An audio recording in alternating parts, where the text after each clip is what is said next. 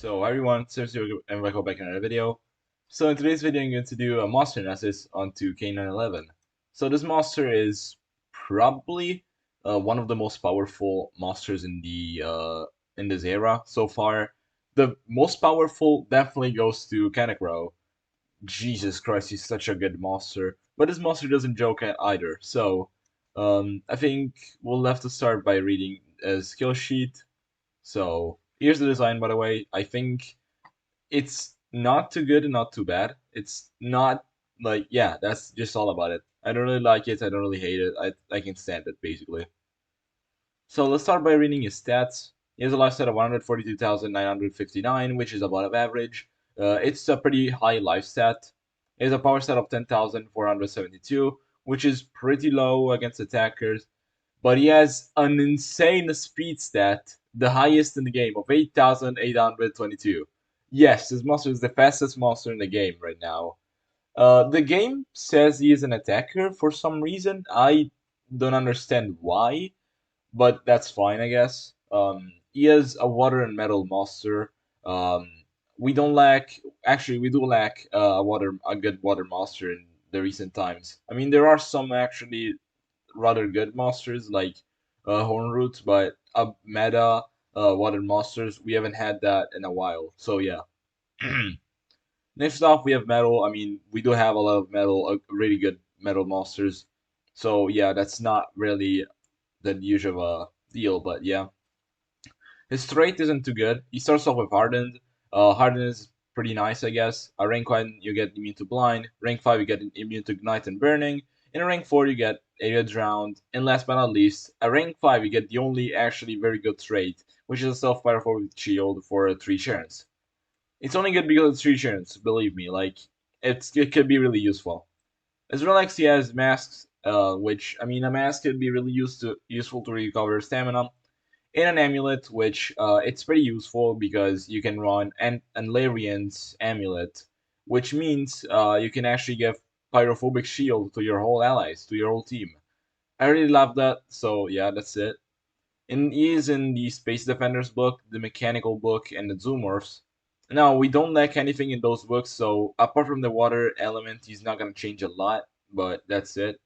So this monster has 8 skills, so he doesn't have any rank up skills. And let's start with the basic ones. The Fire Dog deals low water damage to one enemy and plays drawn to one enemy. So that's a pretty good skill, 25 damage, 0 cooldown, 24 stamina. What the heck am I saying? It's not a really good skill. I mean, 0 cooldown, the usual thing, you know. Then you have Anti-Fire, which deals low fire damage to all enemies, removes positive effects from all enemies. That's fantastic. Like, this is such a good skill, the fact that it's 0 cooldown and you can remove positives from all enemies. Now, removing from one enemy is also, you know, good, but we're gonna have that in a couple of attacks, so this is definitely a must-run skill. Doesn't deal too much damage, but it doesn't even cost any stamina, it doesn't have cooldown, so definitely a really good skill. Anti-fire. Then you have Mecha Suit, which deals moderate metal damage to one enemy, disable straight to one enemy. 3 disable, you have that. So this monster can remove positive effects and 3 disable, and it's supposed to be an attacker in some way. I don't know how, but it is. Then you have Marking Territorial, which deals low fire damage to all enemies and plays vulnerable to all enemies.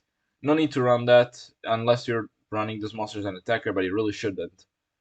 Um, then you have Pressurized Water, which removes negative effects from one ally, applies double damage, and life regen to one ally. That's a very good skill. You can do that either on yourself if you're using an attacker, or on your, like, if you have a Pierce monster, or if you have like Kenekro on the enemy side. Imagine that on your side, not the enemy side. And imagine you have Kenekro and he has Cold Blood. You can give double damage, and yeah, that would be a pretty neat combo. Then you have Spinning Hands, which deals moderate metal damage to enemies, disables traits, and applies vulnerable to all enemies. Yeah, okay. You don't need the marking territory. Spinning Hands is the way to go, for sure. So AoE trait disable, very good. So you have a 0 cooldown AoE positive effect removal, 2 turn cooldown 42 stamina, Spinning Hands, which removes disables trait and applies vulnerable, which is very, very good. Then the tier 3 skills, which are pretty good. You have Attack Hose, which deals moderate water damage to one enemy, it removes positive effects, and disables Trait to one enemy, and applies Drown to all enemies. You're applying a Torture. You're removing positive effects and then disabling Trait, which is going to like bust up every kind of like King Atum base, and I love that for sure. So yeah, that's an incredible skill, really.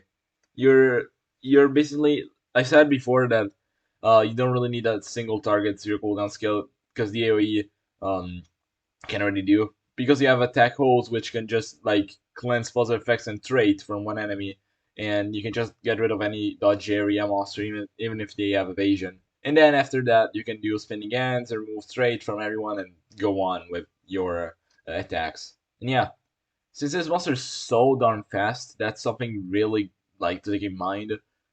You can do a lot of stuff.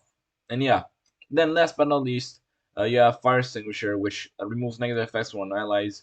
That's very good. Tortures, control. Right now in the meta, they are very good. Not that much of control, more of like tortures, like or even tree disabling. Removing negative effects is a must on a lot of monsters, so that's incredibly good. Then you apply damage boost on allies, so yeah, I mean, you have an attacker, you can just apply damage boost, and that's even better. And last but not least, you heal all allies by 20%. That's also insanely good. You know that tortures remove a lot of life, right? If your tank or something took down your like took a lot of damage from tortures and is still alive, you can heal them. Like monsters right now with healing are very underrated because healing in a battle is very important. Unless you have relics that heal you all the way, like you don't really need to care about it. And yeah, that's kind of what I'm thinking about for this monster. He is very powerful. Um, Now, how you should run this monster? Probably run anti-fire. Yeah, it's a pretty good skill for a zero cooldown. You're removing positive effects from enemies, and you don't need to wait any cooldown, so that's incredibly good. Then you run spinning hands for sure, like disabling traits on enemies and applying vulnerable. I cannot speak today. I already recorded 3 videos, so yeah. Um, and it's a very good effect, I guess. Yeah. Then attack hose for sure you want to run the skill, and last but not least, fire extinguisher to remove negative effects. This is what you should run on like an ideal um like on an ideal attack no supportive route on this monster. And then if you want to use this monster as an attacker, although I don't recommend it because the power stat is still very low, um and he has a relatively um bad amount of damage. Like the most you can do is 40 damage on a single target. When you look at Kanekro that can do 75 damage, you just like, why would they run that? Yeah, I'm talking too much about Kanekro. I should really stop, but yeah. So if you want an attacker route, probably still run attack hose, spinning hands, and either anti-fire or mecha suit. These are the best options, the most viable ones. And last but not least, either pressurized water for the double damage. So yeah, this is what you want to run for this monster. The design is kind of cool. The monster itself is amazing. Its stats are even more amazing. So yeah, you definitely want to get this monster. It's going to be the maze monster, and you can actually get maze monsters for absolutely free um, at rank about like rank 2, which is very good, without spending any cents. And with spending about 6 euros and 60 cents, yeah.